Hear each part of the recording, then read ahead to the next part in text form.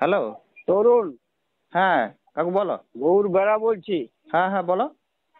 তোর দাদা একটা কোর্টে কেস করেছে, এখানে পুলিশ কেস লাইনি, কোর্টে কেস করেছে। ও কেসটা মুতা কেস, সরকারের বিরুদ্ধে কেস করা, কোর্টে কেস করা, ওটা ফলস হয়ে যাবে, সেটা নিয়ে কথা নয়।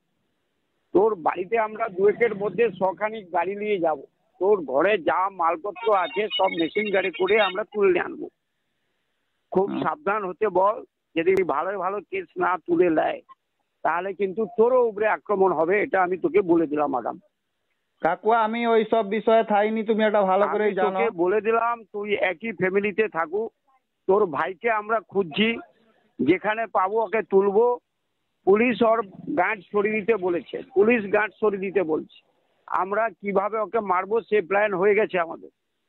তোকে আগাম আমি জানিয়ে দিলাম। তোর দাদাকে ধরছিলাম, তোর দাদা ফোনটা ধরেনি।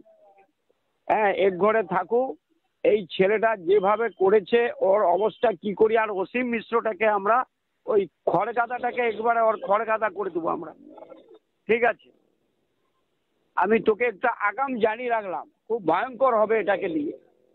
কালকে মানস মিয়া চূড়ান্ত পর্যায়ে অ্যাকসেপ্ট করার কথা বলে দিয়েছে, সেই জন্য কি হবে পরে বুঝতে পারবি। হ্যাঁ ওই সবের মধ্যে আমি নাই, তুমি দেখছো তোমারও মিটিং মিছিলে যাইনি, কারোরই মিটিং বুঝতে মিছিলে পারছো, যাইনি। এটা তোকে আমি আগাম জানিয়ে দিলাম, তোকে শ্রদ্ধা ভক্তি করি বলেই জানিয়ে দিলাম আগাম। ঠিক আছে আমি ঘরে গিয়ে বলবো। হ্যাঁ, খুব ভয়ঙ্কর আকার হবে কিন্তু ভাই। এ তো কোর্টে কেস করেছে, পুলিশ ইনকোয়ারি করবে, ইনকোয়ারি করে ফলস বলে কোর্টে পাঠিয়ে দিবে।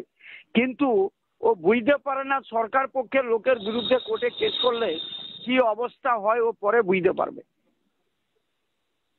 বুঝতে পারছো, পরে বুঝতে পারবে এটা ফলস হয়ে যাবে, কেসটা ফলস হয়ে যাবে। কেন সরকার পক্ষের লোক এবং এটা কোর্টে কেস করেছে, এটা পুলিশ ইনকোয়ারি করবে যে পুরোটাই ফলস, কেসটা ফুটে যাবে। কিন্তু ও রেহাই পাবে না, কিন্তু আমি বলে দিলাম তরুণ।